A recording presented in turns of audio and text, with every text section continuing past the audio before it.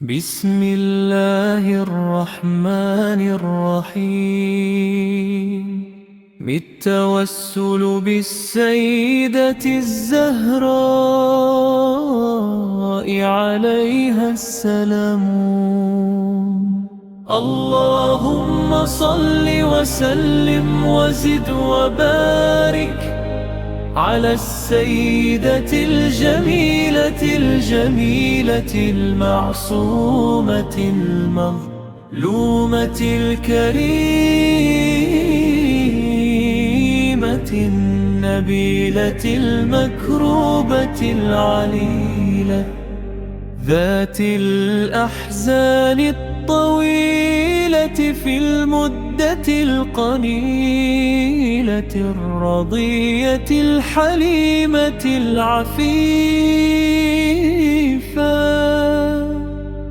سليمة المجهولة قدرا والمخفية قبرا المدفونة سرا والمغصوبة جهرا سيدة النساء الإنسية الحوراء أم الأئمة النقباء النجباء بنت خير الأنبياء الطاهرة المطهرة البتول العذراء فاطمة التقية النقية الزهراء عليها السلام. الصلاة والسلام عليك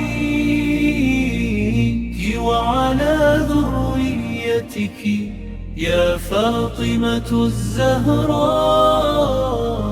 يا بنت محمد رسول الله أيتها البتول يا قرة عين الرسول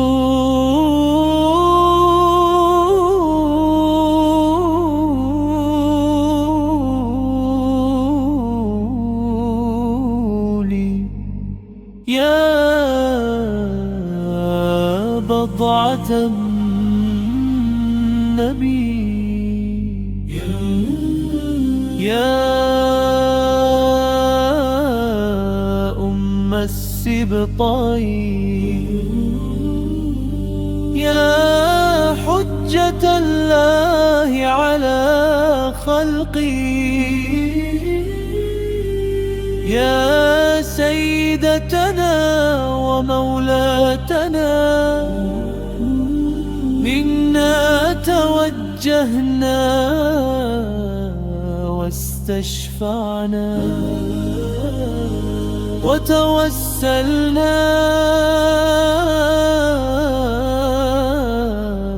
بك إلى الله وقدمناك بين يدي حاجاتنا في الدنيا والآخرة يا وجيهة عند الله اشفعي لنا عند الله. رب شرفني بزيارتها وشفاعتها عليها السلام.